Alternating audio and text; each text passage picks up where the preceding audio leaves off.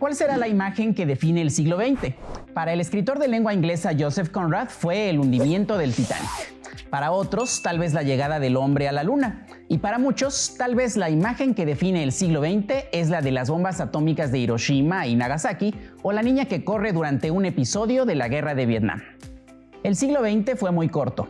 Empezó con la Primera Guerra Mundial en 1914 y terminó con la caída del Muro de Berlín en 1989, que dividía al mundo en capitalistas y socialistas, establecido luego de la Segunda Guerra Mundial. El sueño del socialismo había comenzado a tomar forma con el fin del Imperio Ruso y el nacimiento de la Unión de Repúblicas Socialistas Soviéticas en 1922. Otra imagen emblemática del final del siglo XX, una cortina de hierro que se rasga. Detrás de aquella cortina estaban Hungría, Checoslovaquia, Rumania, Albania, Bulgaria, Polonia y una rara invención de la posguerra, Yugoslavia. El otro satélite socialista de la URSS fue la República Democrática Alemana o Alemania Oriental. Europa otra vez era el epicentro de transformaciones mundiales. Mientras tanto, en el mundo capitalista de finales de los años 80, Estados Unidos, por primera vez en su historia, dejaba de ser un país que otorgaba créditos mundiales a ser el país poseedor de una de las deudas más grandes del planeta. Soy Rodrigo Hidalgo y hoy en Jóvenes en TV conoceremos cómo fue la caída del socialismo, acompañados de nuestro invitado Jan Meyer. La desaparición de la URSS en diciembre de 1991 fue un acontecimiento que ocurrió sin violencia y fue un acontecimiento totalmente inesperado y yo diría imprevisible, aunque unos pocos especialistas habían dicho que algún día desaparecería, pero con la sabiduría de las naciones, a saber que históricamente todo imperio ha desaparecido. En realidad la URSS cayó por su propio peso. En los últimos años había coleccionado victorias políticas, diplomáticas y militares en el mundo entero. En África, por ejemplo, apoyando a varios regímenes en su lucha. Por ejemplo, contra África del Sur, que era en ese momento todavía racista con el apartheid, apoyando un régimen socialista en países tan diferentes como Somalia, Eritrea, Etiopía. El único problema externo que tenía y donde estaba empantanado era la guerra de Afganistán. Había entrado a dirimir entre pleitos entre, digamos, socialistas, comunistas en Afganistán. Y Afganistán fue para la Unión Soviética lo que Vietnam había sido para los Estados Unidos. Entonces, podemos decir que demasiadas victorias, la sobreextensión del imperio tenía un costo demasiado grande para la economía soviética. En el caso de Alemania Oriental, fue anterior a la desaparición de la URSS y el dirigente soviético Mikhail Gorbachev, que emprendió la perestroika. La gente vivió la perestroika como una gran esperanza y la perestroika era para salvar a la Unión Soviética y salvar al sistema social, económico, socialista. Económicamente, la Unión Soviética estaba estancada, paralizada, necesitaba reformas. Y para convencer a los conservadores, Gorbachev despertó a la opinión pública. Eso se llamó glasnost, que significa transparencia. Y entonces dio libertad progresiva y finalmente total a la prensa, a los medios de comunicación. Toda una serie de países de Europa Oriental estaban, digamos, en la esfera, en la zona de influencia de la Unión Soviética. Era el caso de Polonia, Hungría, Bulgaria y de Checoslovaquia y Alemania Oriental. En varios países como en Polonia o en Hungría, los dirigentes entendieron el sentido de la perestroika y imitaron a Gorbachev. Pero en el caso de Alemania Oriental, el dirigente era un viejo con casi, digamos, toda la vida en el poder y conservador y que no entendía el cambio. Ahora, los historiadores dicen que posiblemente el gobierno soviético, Gorbachev, decidió desbancar a este viejo señor Honegger, que no quería absolutamente ninguna reforma. Pero en este caso podemos decir que se aplicó la teoría de los dominós, porque las reformas llegaron demasiado tarde a Alemania Oriental, y cuando el pueblo despertó, pues ocurrió eso de que acabar con el símbolo del muro que dividía las dos Alemanias, que cortaba Berlín en dos, y a diferencia de otras épocas, cuando la gente empezó a escalar el muro para pasarse del otro lado, la policía y el ejército no intervinieron. Y entonces se derrumbó el dominio del Partido Comunista de Alemania Oriental, pero otra vez sin violencia. Hagamos un recuento de gobernantes de la URSS desde el final de la Segunda Guerra. Joseph Stalin, que estuvo en el poder aproximadamente 30 años. Después vino Nikita Khrushchev, que dirigió los destinos soviéticos durante 11 años. Después Leonid Brezhnev, que conservó el poder durante 16 años. Como pueden ver, no había elecciones. El gobernante era en realidad el secretario general del Comité Central del Partido Comunista. En 1990, Mikhail Gorbachev se convirtió en el primer presidente de uno de los países más complejos del planeta. La URSS había tenido un enorme desarrollo industrial desde antes de la Segunda Guerra, pero desde antes también se había descuidado el sector agropecuario.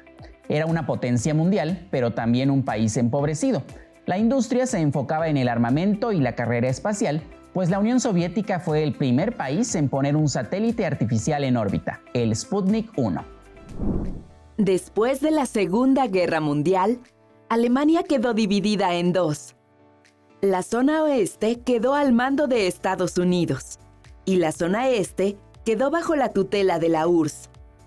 De un lado, los comunistas y del otro, los demócratas, aunque después Alemania del Este adoptaría el nombre oficial de República Democrática de Alemania frente a su vecina, la República Federal de Alemania. Pasaban los años y las personas del lado oriental emigraban al lado occidental de forma masiva. El régimen comunista se radicalizó. Hubo personas que fueron asesinadas por traspasar la línea que las separaba de sus seres queridos. En 1961, Berlín Oeste es rodeada por un muro de hormigón y alambre de púas. Los guardias están armados y tienen la orden de ejecutar a cualquiera que intente cruzar. Alemania del Oeste es próspera y Alemania del Este sufre altos índices de desempleo, pobreza endémica, desabasto y escasez. Mientras tanto, en Estados Unidos hay recesión económica. El líder del Partido Comunista Soviético, Mikhail Gorbachev, permite a los estados satélite desalinearse del régimen comunista de la URSS. Durante el otoño de 1989, los ciudadanos de Berlín Oriental se manifiestan pacíficamente en las calles. Piden libertad de tránsito, de residencia, de pensamiento, de expresión y de llevar una vida privada. El gobierno comunista encabezado por Erich Honecker capituló ante las presiones de la sociedad y la opinión pública. Se abrieron las fronteras. La República Oriental de Alemania quedó disuelta y 11 meses después, las naciones divididas se reunieron una vez más. Al comienzo de la unificación alemana, el lado oriental quedó muy rezagado en comparación a la zona occidental. Pero esto duró poco. Hoy en día, Berlín es otra vez una capital cultural mundial. Y ciudades como Frankfurt son uno de los principales motores financieros del mundo. Alemania es la nación más desarrollada de Europa y una potencia industrial. El socialismo fue una transformación del orden existente. Pretendía abolir los privilegios imperiales, pero terminó por consolidar un poder ilimitado para la burocracia. Y tal vez el principal error fue la instauración del pensamiento único y del poder de un solo hombre. Mientras la Unión Soviética se desintegraba, una zona de Europa del Este parecía vivir el lado B de la Primera Guerra Mundial. Yugoslavia había nacido de la unión de los reinos de Serbia, Croacia y Eslovenia a finales de la Segunda Guerra Mundial, y luego de varias luchas territoriales, el socialismo se instituyó gracias a Josip Broz, mejor conocido como el Mariscal Tito, quien rompió relaciones con la URSS y llevó a este grupo de naciones a una nueva era. Comunismo, la palabra es muy clara y podemos decir que, por ejemplo, los primeros cristianos de la primera o de las primeras generaciones de la iglesia primitiva fueron comunistas, ¿no? Porque ponían todo en común. Eso sería el comunismo. Por lo mismo, cuando los revolucionarios de los partidos comunistas, cuando los bolcheviques, cuando Lenin triunfa y toma el poder, dice, vamos a construir el socialismo. El comunismo será para después. Al final de la historia, ese sí sería el fin de la historia. Como utopía, como proyecto, como estrella polar, nos marca el camino, pero nunca vamos a llegar. Y sí vamos a llegar al socialismo. Y socialismo, bueno, pues hay socialismo autoritario, hay socialismo democrático. Hay el socialismo del partido bolchevique, del Partido Comunista de la Unión Soviética, que políticamente fue un totalitarismo o la dictadura del proletariado, como decía Lenin. Y luego están los partidos socialdemócratas de Europa Occidental. Intentaban casar el ideal social y económico socialista con las libertades políticas, lo que Lenin descalificó como libertades burguesas, pero que para los socialdemócratas eran muy importantes. Los observadores forjaron un concepto, una palabra, poniéndole un adjetivo al socialismo. Y hablaban del socialismo real, pero hablaban con ironía y se ponía entre comillas. Hablaban del socialismo real para hablar precisamente de la Unión Soviética, para decir que era un socialismo fracasado, que sí, ciertamente había logrado cosas muy importantes, pero más bien al servicio de la potencia militar y política y la proyección exterior, es decir, para fortalecer, consolidar la Unión Soviética e incluso expandirla y expandir su influencia afuera del mundo, como por ejemplo cuando defendió a Cuba, financió un nivel de vida cubano bastante bueno hasta la caída de la Unión Soviética, cuando empezaron seriamente los problemas de la economía cubana. De tal manera que tuvo éxito la economía soviética en ciertos campos industrial, pero orientada esencialmente esa fuerza industrial hacia la esfera militar que incluye la conquista del espacio. Hay que recordar que los soviéticos fueron los primeros en la conquista del espacio. Fueron los primeros en lanzar un satélite, el famoso Sputnik.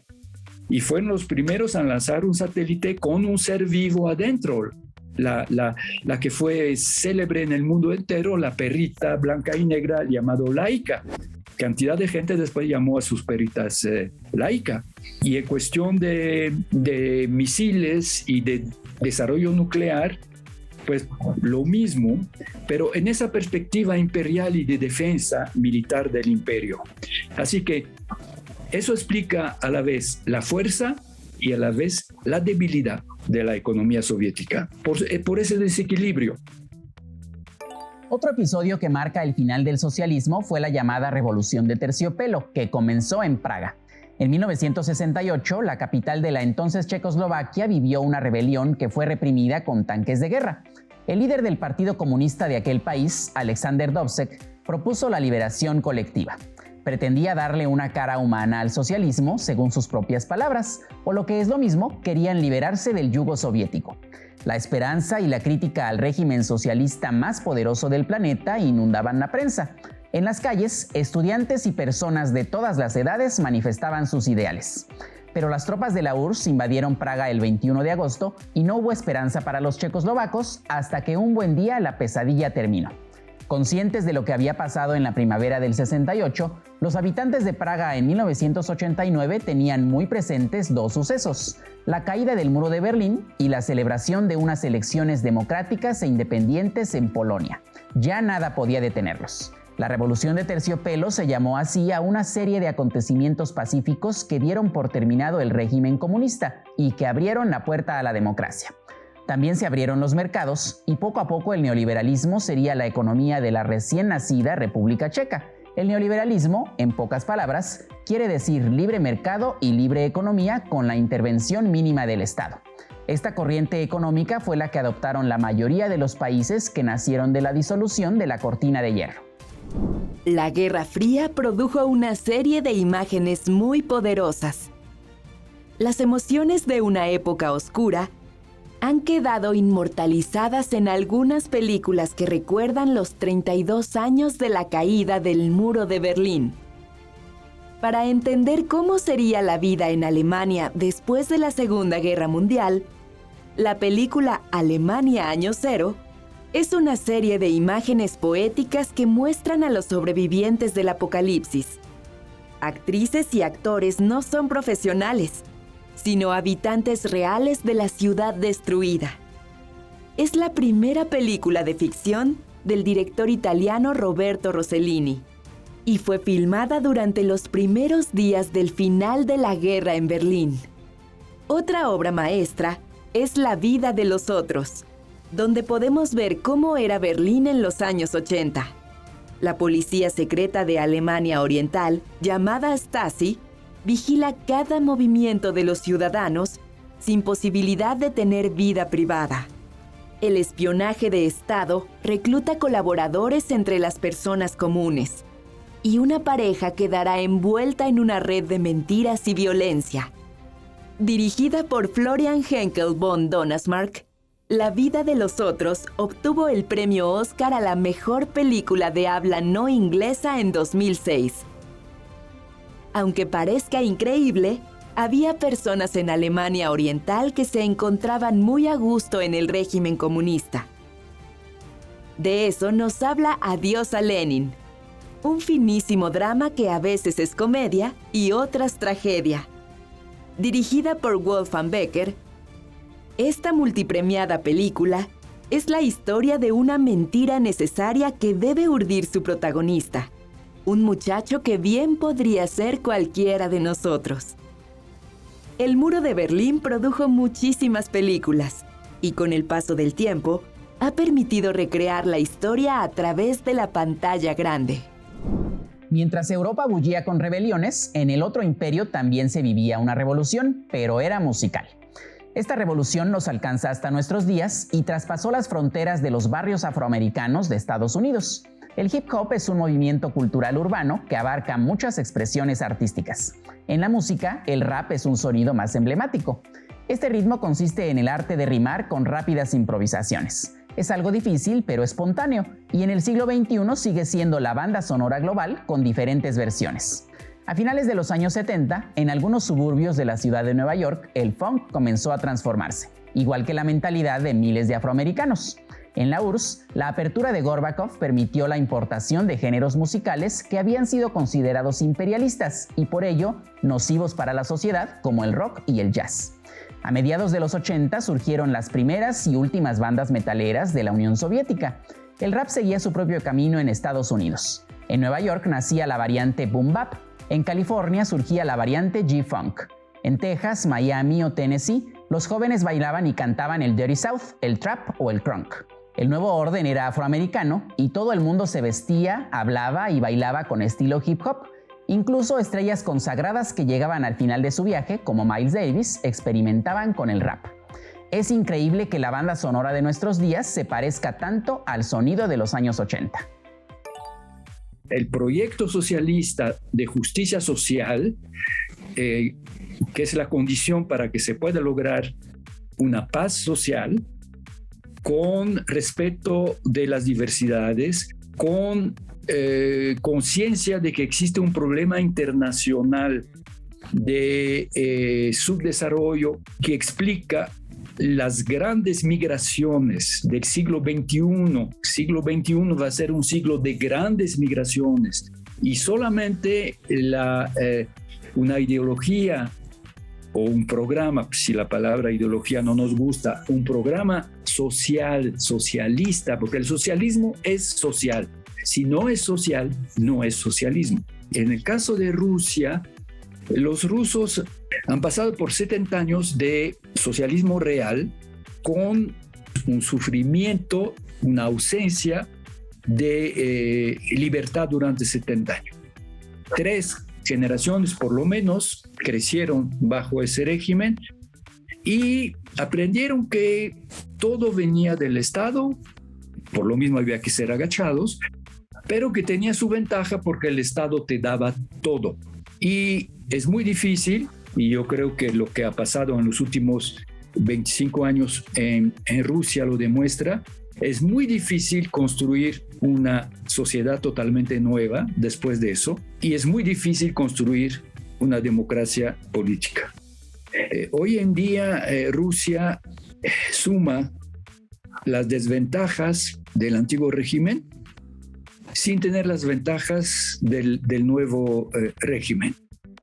Por ejemplo, en Rusia reina, como en China, un capitalismo feroz y sin frenos.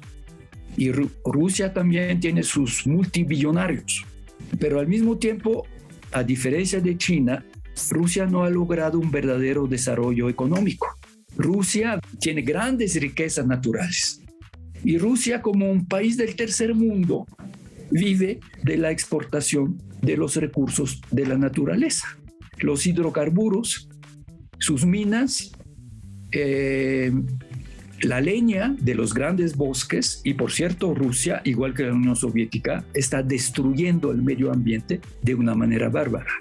Por desgracia, mi querida Rusia no ha salido todavía de sus grandes problemas históricos, que en gran parte son herencia del socialismo real, entre comillas, porque socialismo real no tiene nada que ver con el socialismo.